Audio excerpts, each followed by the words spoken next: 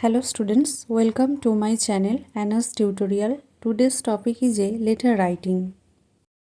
Write a letter to your friend on how you have prepared yourself for the Madhyamik examination. Friend's address: My dear Ritu, I have not heard from you for a long time. Perhaps this is due to want of time on account of the ensuing Madhyamik examination. I am sure your result in this examination will be in keeping with your school record. For myself, I am not quite satisfied with my preparation. Some time back, I had an attack of influenza which has left me very weak.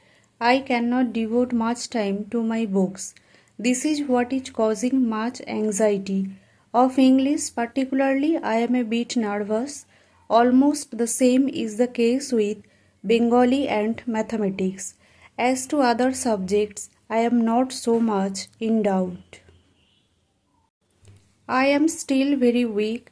I plan to continue studying hard and staying focused so that I can do my best. With love, yours ever, own name, own address. Thank you for watching. Please stay with me and like, share, subscribe.